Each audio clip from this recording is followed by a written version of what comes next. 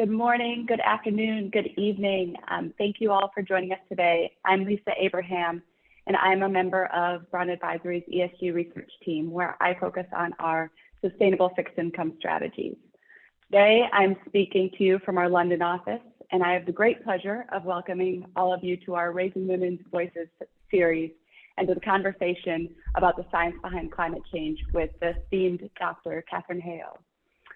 We launched this series last year because we felt that we were not hearing directly from women about the issues that matter during this challenging time, as we continue to wrestle with the pandemic and its economic consequences, not to mention racial and social inequities, political polarization, and the climate crisis, which is our topic here today.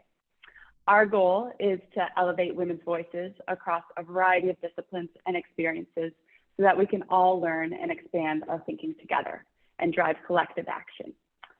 We are so fortunate to have Dr. Katharine Hayhoe with us today, who is just back from COP26 in Glasgow. And Katharine is a climate scientist and the chief scientist at the Nature Conservancy. She is also a professor at Texas Tech University, where she is the Paul Whitfield Horn Distinguished Professor and Endowed Chair in Public Policy and Law.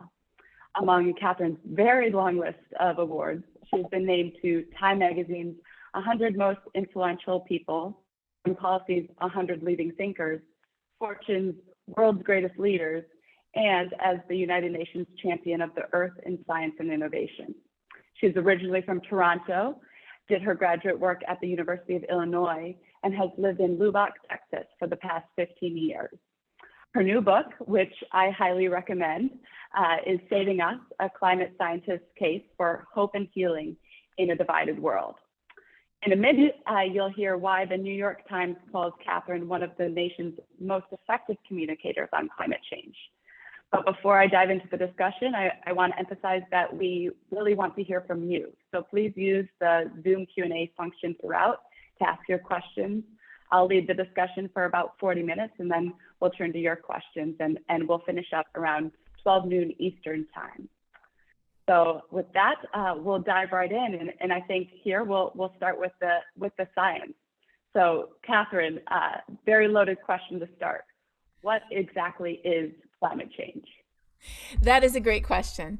And I'm going to start actually not with the science, but rather with referring to how you introduced the series.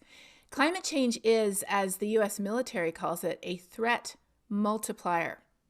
In other words, the reason why we care about it is because it takes almost every other issue that we're struggling with today, polarization, inequity, injustice, growing socioeconomic divides, racism, political instability. It takes all of these issues and it makes them worse.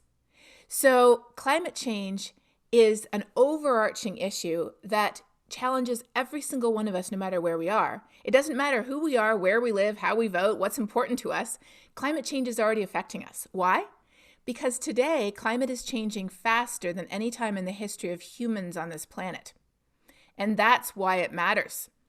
Over the course of human civilization, the last 6,000 to 8,000 years, the average temperature of the planet has been as stable as that of the human body. Our body temperature goes up and down by a few tenths of a degree over the course of a day. The temperature of the planet has gone up and down by a few tenths of a degree over the course of human civilization.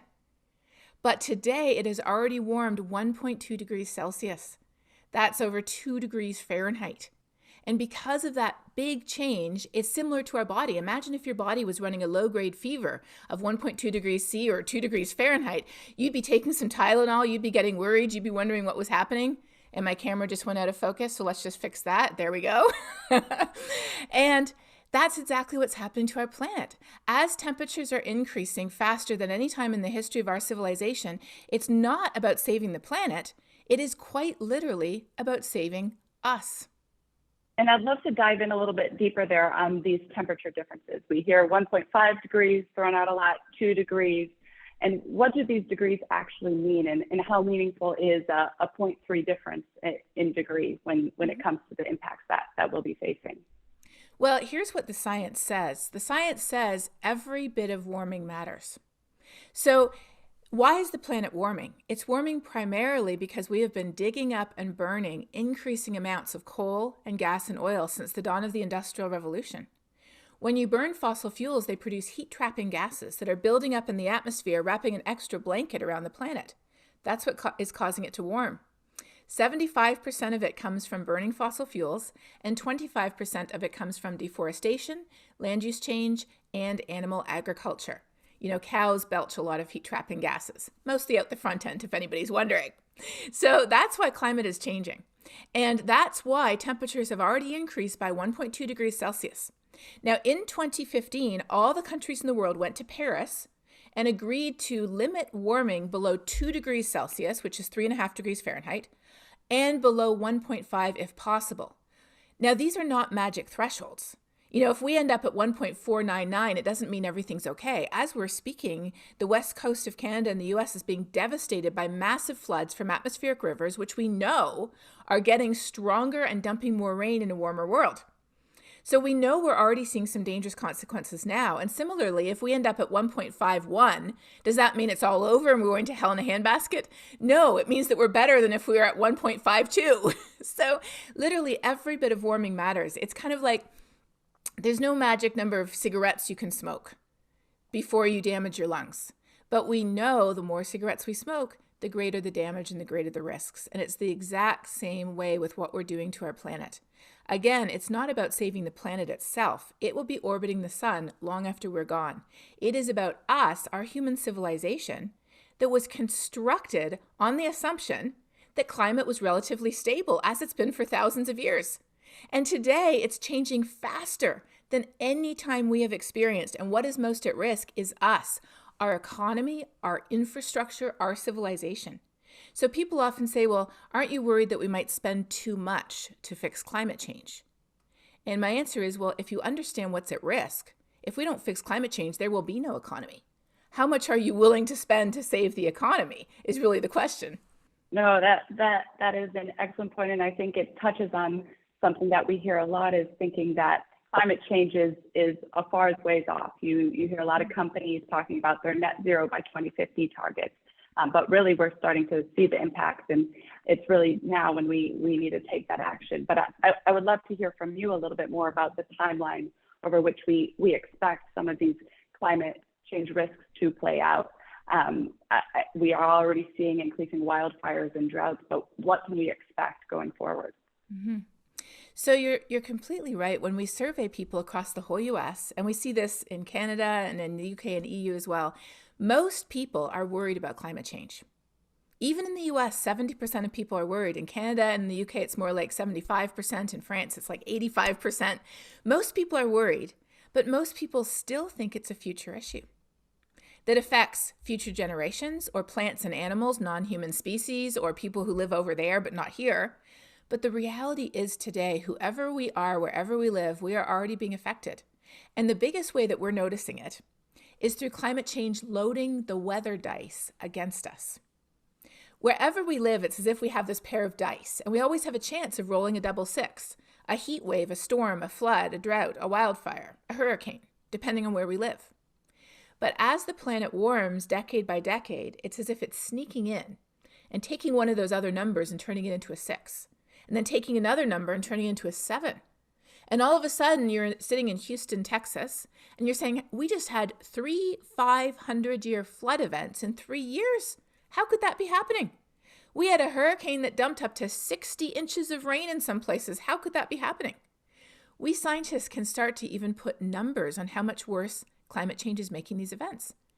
We know that if Hurricane Harvey, for example, that hit Houston and caused over $100 billion worth of damage, if it hadn't been supersized by a warmer ocean, which makes hurricanes stronger and much more intense and gives them a lot more rainfall, if it hadn't been supersized by Hurricane Harvey, we would have seen only a quarter to a third of the costs. I mean, that's a substantial chunk of money. And we know with the devastating wildfires and heat wave out west this past summer, where it was 118 degrees Fahrenheit in Portland, where a Canadian town broke the record for the hottest temperature in Canada 1, 2, 3 days in a row. And on the 4th day, they had to evacuate, and 90% of the town was lost to a wildfire.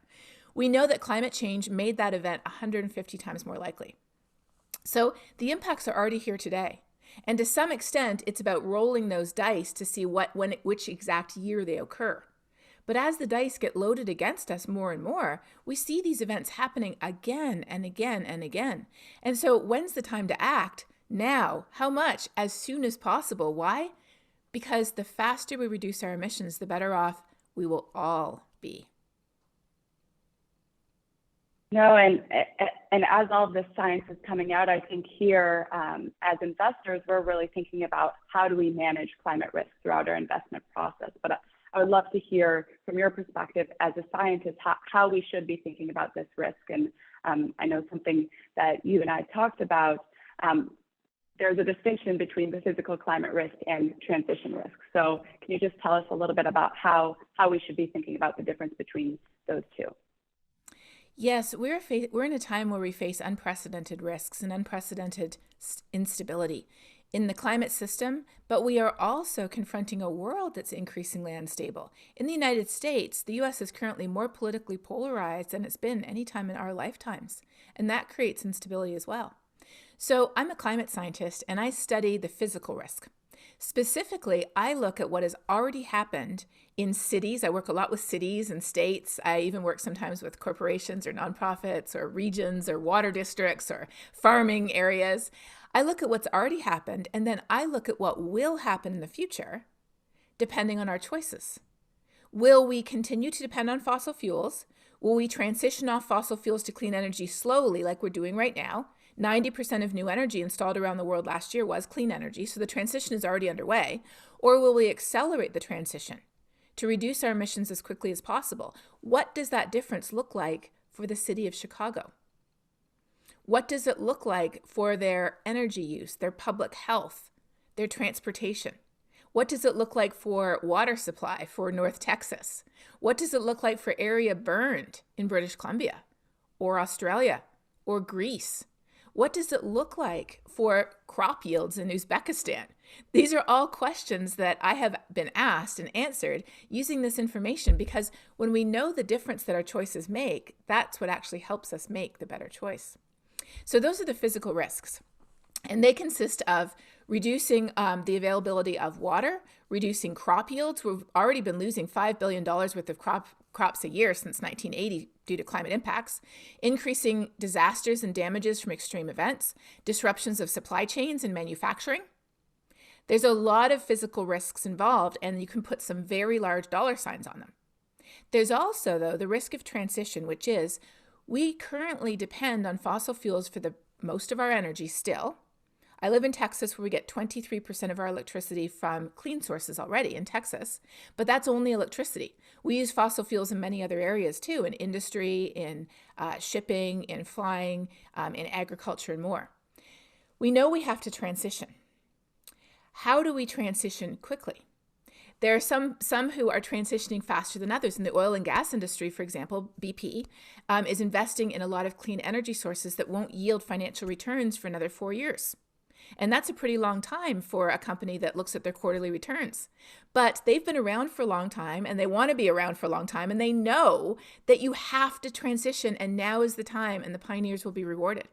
There's also the risk of stranded assets, because scientists have calculated how much of our coal and gas and oil has to remain unburned if we're going to meet the Paris targets.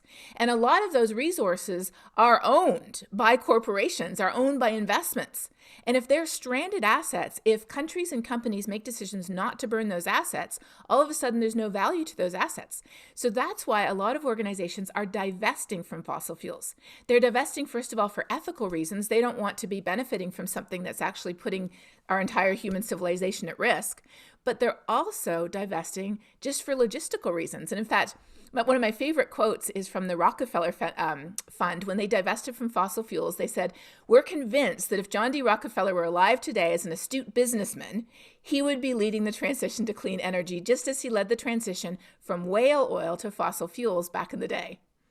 And I think that gets to a very interesting debate that we face a lot here, particularly in sustainable investing, is there's the divestment approach, but there's also the investing in solutions. So I would love to talk to you a little bit about solutions. There's not been a lot of great news out there on the climate front. I think there's mixed feelings on how COP26 went and the commitments that were made there. You were at COP26. Can you tell us about your key takeaways, and are the current commitments enough? I just got back from Glasgow, where all the countries in the world come together to follow up on the promises they made in Paris for the Paris Agreement to meet the 2 degree and the 1.5 degree targets. And there are definitely mixed feelings, and there should be mixed feelings. Because you can't expect all the countries in the world to come together and simultaneously agree to somehow reduce their emissions as quickly as science says we need to do without arguing, debating, holdouts. And what many people don't realize is that the COP process, COP stands for Conference of Parties to the United Nations Framework Convention on Climate Change. That's a mouthful. So that's why I just refer to it as COP. Many people don't realize that COP requires a consensus. And imagine getting every country in the world to agree on a consensus of wording to phase out fossil fuel subsidies, because fossil fuel subsidies are subsidized. They're about, I think it's like $11 million a minute. And these are some of the richest industries on the planet being subsidized by taxpayer dollars. They agreed to phase out fossil fuel subsidies, and they were about to agree to phase out coal, which from health perspectives hasn't made sense to use for over 20 years just because of the health impact on people. But at the last minute, some of the big coal companies stepped in and said, no, we won't sign it. And so either you have nothing or you negotiate with them, and the wording they wanted was phase down coal rather than phase out coal. So either you have nothing or you have something that's a bit watered down. So that's the COP process. And so if anybody expected it to yield some miracle of all the countries in the world immediately going to net zero by 2030, I wasn't expecting that to happen. So I wasn't disappointed in that sense. But of course, as a scientist, I know that every delay matters. And it carries a real toll, not just in dollars, but in human lives. A lot of people don't realize that the air pollution from burning fossil fuels, not the heat-trapping gases, the ones that are building up in the atmosphere, wrapping an extra blanket around the planet, not the heat-trapping gases, but just the air pollution, the particulates, the stuff that you see in the air over cities. Pollution from fossil fuels is responsible for 8.7 million premature deaths per year. That's almost double the number of premature deaths from COVID. But it happens every year. And so every year that we keep on burning fossil fuels, especially coal, which is the dirtiest one, means we have a toll in human lives. And so of course we feel frustrated. Of course we feel discouraged that this is going on further and further. And some of the low-lying Pacific Island states were some of the most, or countries were some of the most discouraged, because the further the planet warms, the greater the risk that they could lose everything. So what ray of hope was there? The hope in Glasgow was this. The country negotiators, the people who were there on behalf of their countries to negotiate the wording, the precise word that was or was not going to be used, they would agree to, those were only about 10% of the people at COP. So who was everybody else? People from all walks of life, people from almost every country, people representing indigenous peoples and marginalized people groups. There were children, parents, grandparents. There were some of the largest corporations in the world. There were students and theologians and churches and nonprofits like my own, the Nature Conservancy or the Rotary Club. There were people from every walk of life, from every part of the planet, who had come there to what one of my colleagues called the greatest trade show in the world on climate to talk about what they could do to reduce their emissions. So we've got companies with very ambitious net zero, or even like Microsoft, net negative carbon targets. We've got countries that are leading the way far ahead of the country that they're based in. We have entire churches divesting from fossil fuels. We have universities leading the way. We have medical professionals raising their voices and advocating for people's health and clean energy. What gave me hope was realizing that, you know what? The giant boulder of climate action is not sitting at the bottom of the hill with every country in the world squabbling over which direction it's going to move and by how much.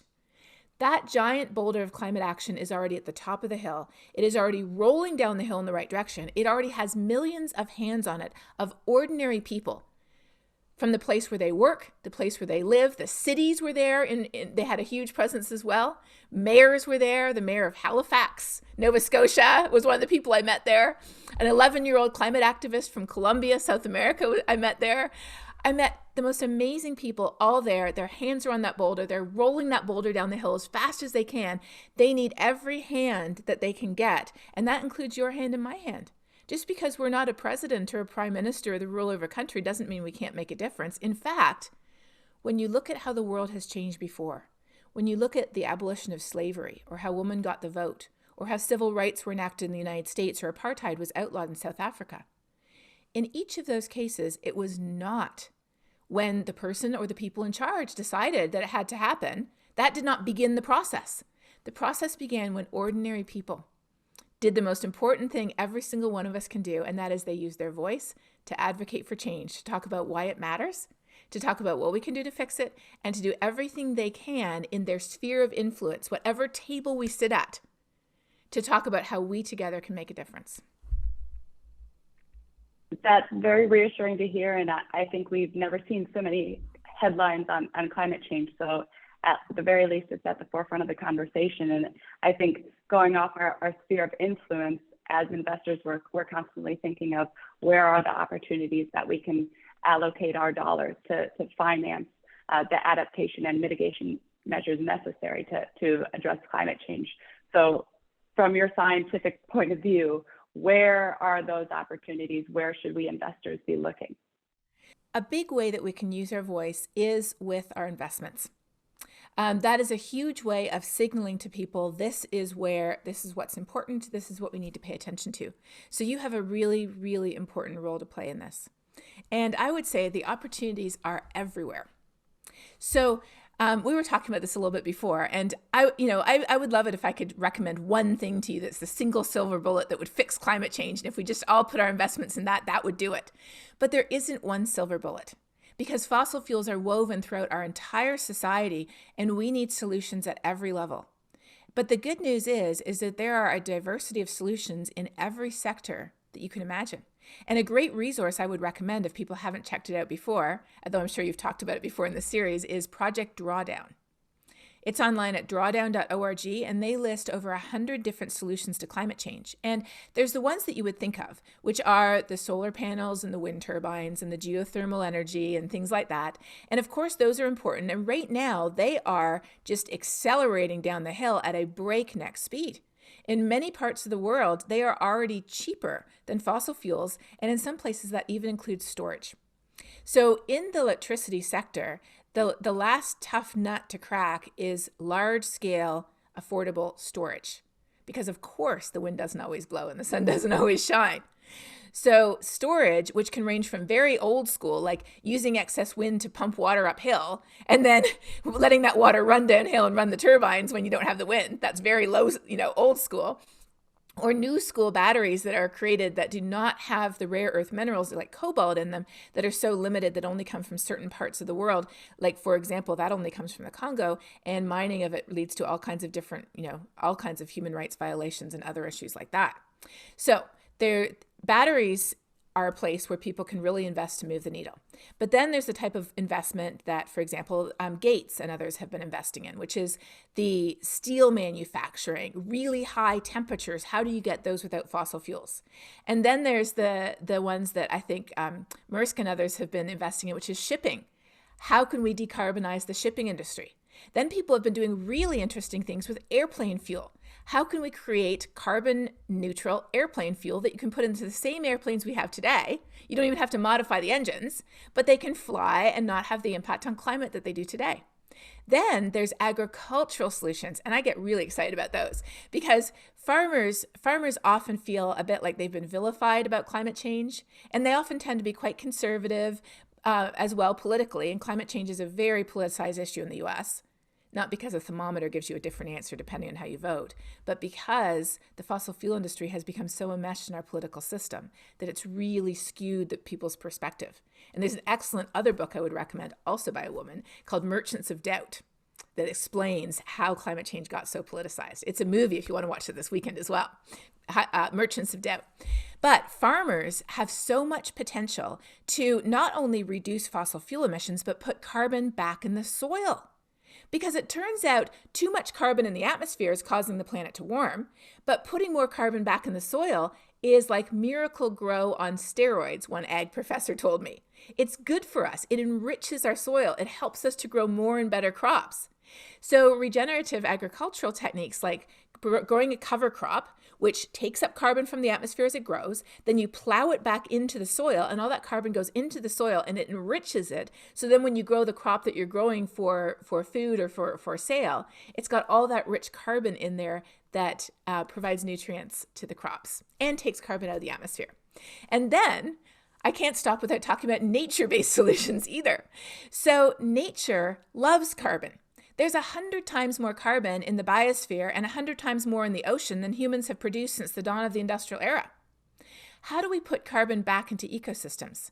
People might think of tree planting, and yeah, tree planting is one way, but it's actually just the tiniest piece of the pie.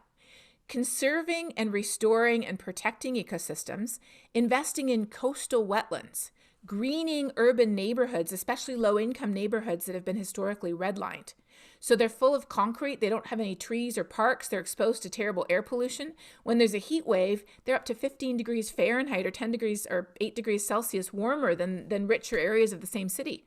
So greening those areas with trees and grassy areas cleans up the air, improves physical health, improves mental health, because being around nature improves our mental health. It provides flood control because when you have grassy areas, it soaks up the water and it takes up carbon at the same time. It's one of those solutions I call a win-win, win-win-win. I think there was 5 wins on that one. So at COP, the Nature Conservancy announced a huge deal it had just brokered for the country of Belize. There's a lot of low-income countries that, in terms of financial dollars on the table, don't appear very well off. But if you add nature to the equation, they are wealthy, extremely wealthy, because they house some of the most biodiverse ecosystems and the most carbon-intense ecosystems in the world. So for some time now, there have been what they call debt for nature swaps, where the countries that owe the debt to a different country, they actually protect a natural area which conserves both carbon and biodiversity in exchange for relief from their debt. Well, what was announced, and they're called blue bonds, what was announced at COP was the first commercial blue bond. So it wasn't just between countries, it was actually between a commercial entity and a country to set aside that area to keep that carbon and to keep taking up carbon, and in exchange to get relief from some of their debt. And there was a really good article in The Economist. My camera's doing that thing. There we go. There was a really good article in The Economist actually about the Belize debt for nature swap, if anybody's interested, just last week. Well, now you are certainly speaking my language, getting into bonds. That's definitely an area where we see a lot of opportunity to help finance a lot of these climate mitigation and adaptation efforts. And I think a point you've raised numerous times here is it's those lower developed countries that don't have the same resources to transition. So getting innovative in our financing mechanisms will for sure be needed. I think the other interesting thing that I was thinking of as you were speaking on the nature-based solutions and agriculture, these are huge markets for carbon credits, and we're seeing a lot of new types of carbon offsets come to market. I'm curious from your perspective, what role you think carbon offsets will play. I know that was also a big topic of discussion at COP26 as well. Yes, so carbon offsets are the idea that you pay to have the same amount of carbon taken out of the atmosphere that you are producing over here. So for example, when I fly, and I don't fly a lot because what I do is I bundle all my trips and I fly to one place and I do all my events in that one place and I fly back. And I do about, even before COVID, I was doing about 80 to 85% of my events online like we're doing here today. But when I fly, personally speaking, I purchase carbon offsets, which include nature-based solutions and providing clean cook stoves in very low-income countries so people don't have to cut down the brush and the trees and burn it inside the house, which also produces massive amounts of air pollution, which disproportionately affects women and children because they're the ones who spend most time in the house. So I purchased the carbon offsets so that when I fly producing the carbon, that same amount of carbon is taken out of the atmosphere over here. Now, carbon offsets have gotten a bad reputation. Why? Because it's a little bit like the Wild West. There have been companies claiming that they purchased or invested in these offsets, but when people go and investigate, it turns out that no, they didn't really take that carbon out of the atmosphere. During COP, there was an investigative report released by the Washington Post that showed that countries have been doing this on a grand scale. Some countries, and I won't name any names, but you can go read the Washington Post report. Some countries had been massively over-reporting the amount of carbon that their forests and soils were taking up. And when scientists actually looked at the numbers, they're like, there is no way that much carbon is going into your forests and soils. That is just not happening. So because of that, carbon offsets have gotten a bad reputation to the point where some people are even calling for them not to be used. But I'm a scientist, so I'm very pragmatic. And I know that the atmosphere doesn't care how much goes in and out. All it cares about is how much is in there. I think about it like a swimming pool, actually. So the atmosphere is the swimming pool, and the level of water is the level of carbon dioxide in the swimming pool. We humans, back at the Industrial Revolution, we stuck a hose into the swimming pool, and we have been turning up that hose every year. We temporarily turned it down 7% during COVID, and then we turned it right back up again. So we have been putting massive amounts of carbon into that swimming pool, but there's also a drain to the swimming pool. And so when we invest in nature and when we invest in agriculture to take carbon out of the atmosphere and put it into the soil and the biosphere, put it into coastal wetlands, put it into kelp farming in the ocean, when we make that drain bigger, it takes carbon out of the atmosphere. It takes water out of the swimming pool. So what matters is not what's going in or what's going out. What matters is the total amount in the swimming pool. That's what matters. That's just science. So if we're putting carbon in and we're making the drain bigger by the same amount, the level in the swimming pool stays the same. That's how carbon offsets function. Here's the thing though. We don't have enough land in our entire planet to offset all of our carbon emissions. So carbon offsets should really be used in this way. Reduce everything you can first, how much as possible, when, as soon as possible, and offset the remainder using reputable, transparent, documented processes. So you're not investing in some forests that are just going to be cut down next year or that will burn down next year, but you're truly investing in scientifically accredited offsets so that you are not changing the level of water in the swimming pool. So let's just sort of picture year one. You do an energy audit of your facility. You reduce your electricity use by 30%, which is only part of what you do. So you've reduced your overall emissions by 10%. So your personal hose is down by 10%. You can purchase offsets for the remaining 90%, so you are carbon neutral. But you can't do that infinitely because there won't be enough carbon offsets for everybody to do that. So the next year, you have to cut your emissions more, maybe 15% the next year. So then now you're down to 75%, right? So you offset 75% and you've reduced 25%. You see where I'm going? So we need to sort of come together like this, using offsets intelligently to help us in the initial stages, but heading always down year after year, because if we don't do that, we are not going to be able to fix the problem. Carbon offsets are not a get out of jail free card infinitely. And again, what's at risk? It is us.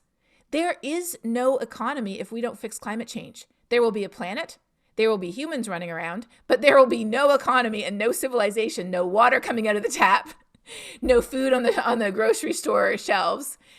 Everything that we are worried about losing if we act too quickly on climate change, that's actually exactly what we're going to lose if we don't act on climate change. Does that make sense?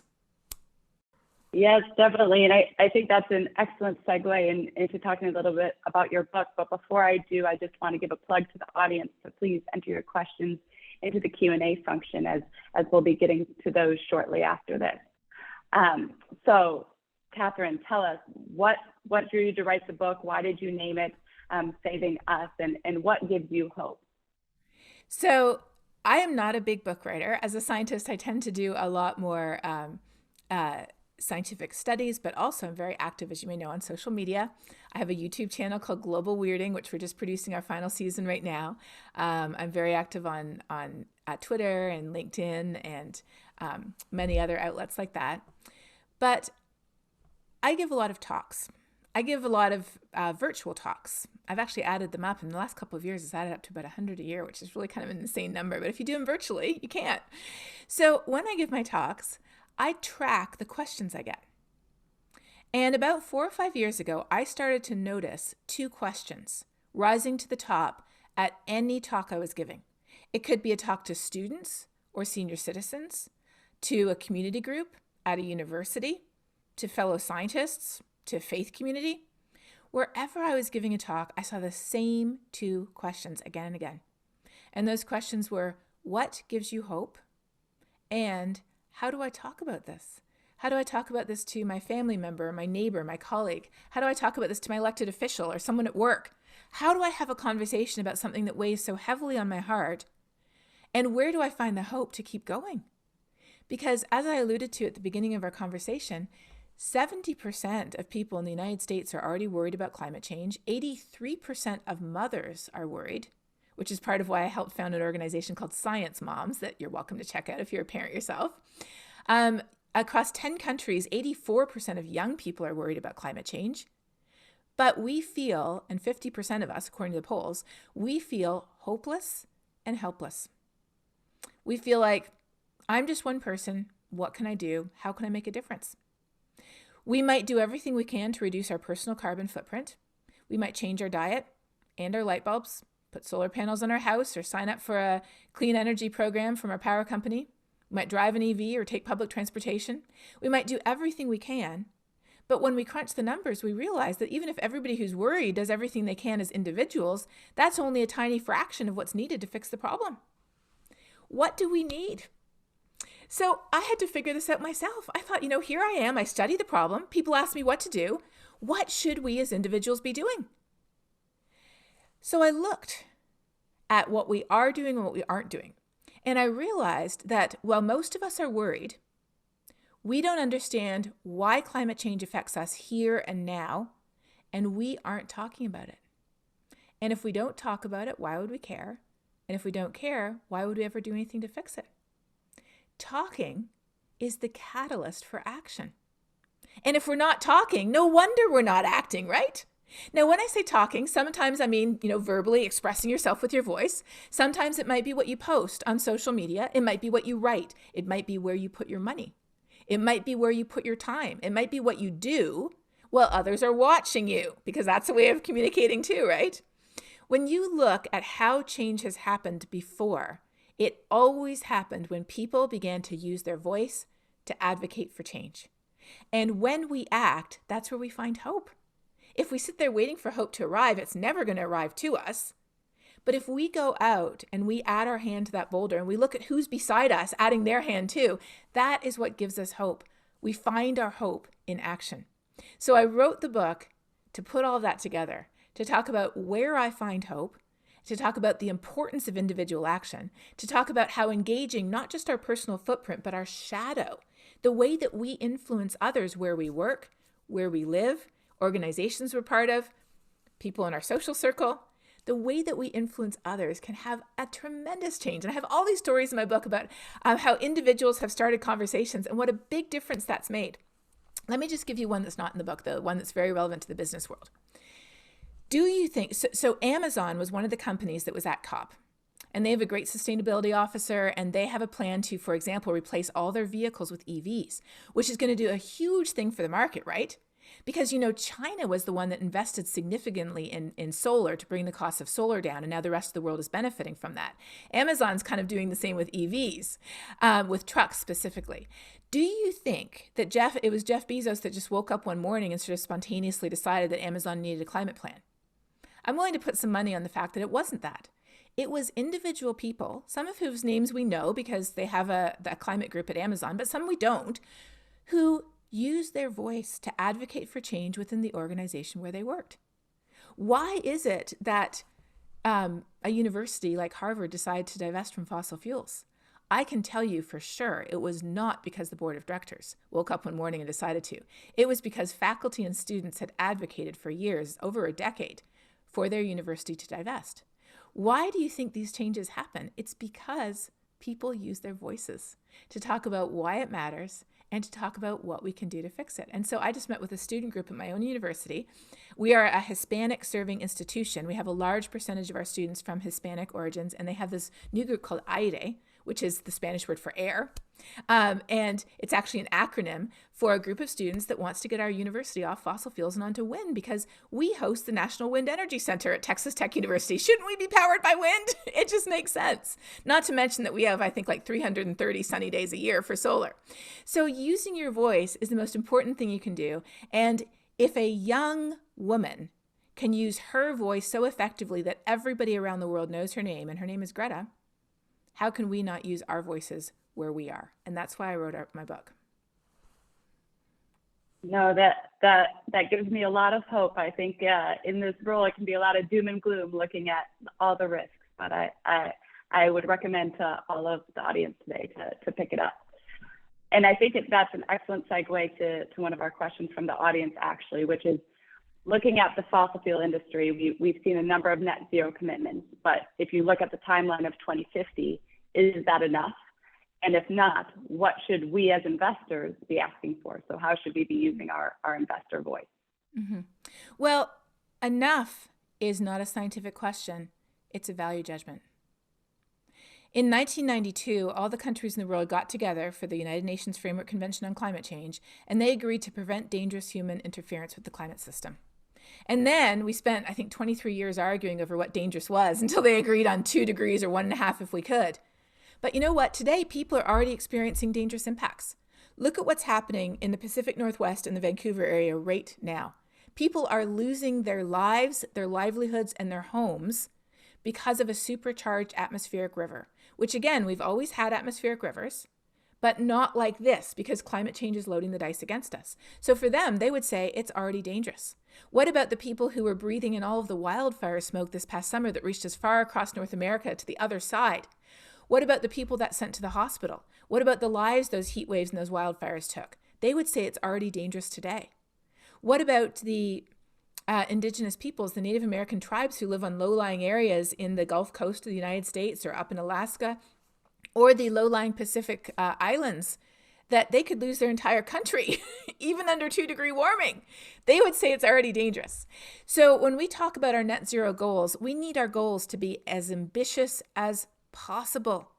There is no magic number of what's enough. As much as possible, as soon as possible.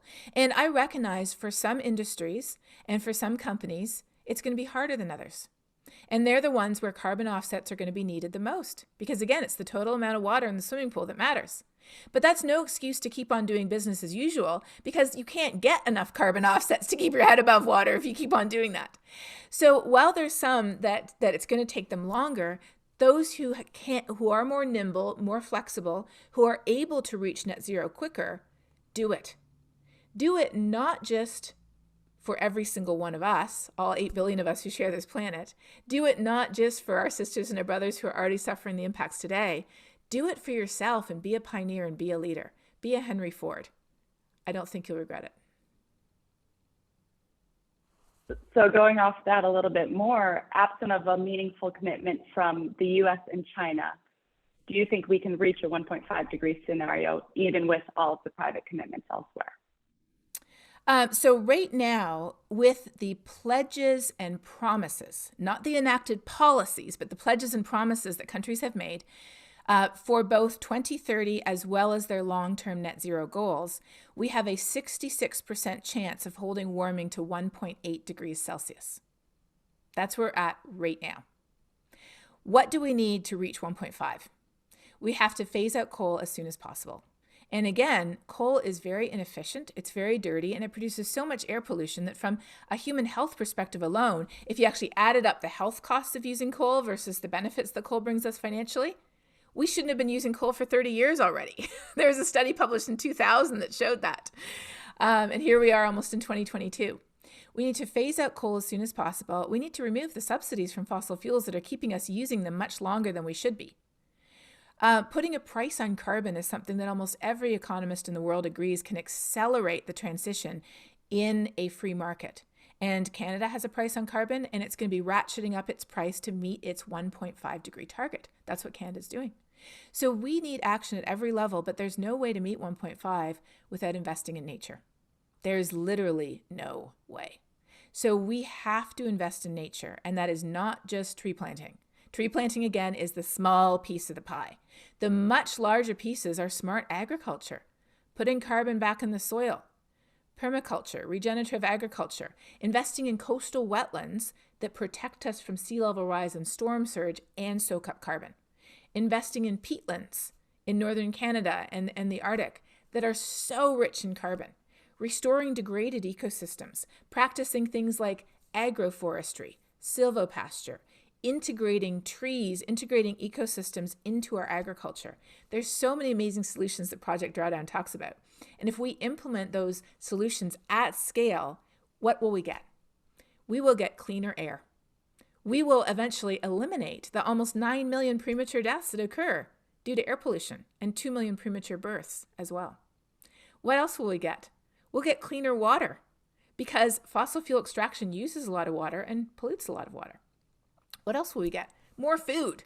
We waste 40% of the food that we produce. We just waste it. And it decays and it produces heat-trapping gases while people go hungry. So we can tackle hunger. We can tackle poverty and inequity. We can tackle access to clean water and sanitation.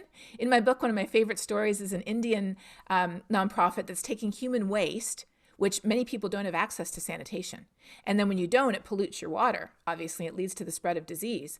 They're providing all of these toilets all over the country, and they're taking the human waste and they're turning it into biogas. And I'm just like, that is genius.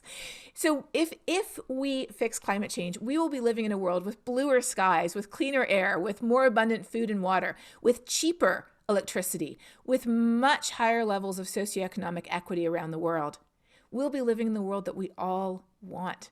And so Christiana Figueres, who is the architect of the Paris Agreement, after the country signed the Paris Agreement, rather than, retiring and putting her feet up, as most of us would after shepherding every country in the world to a groundbreaking agreement, she wrote the most relentlessly hopeful book I have ever read. It's called The Future We Choose.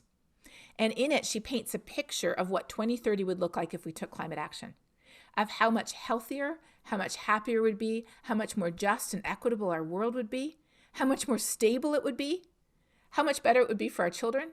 And she paints this picture of us in that world looking back, and she concludes with this.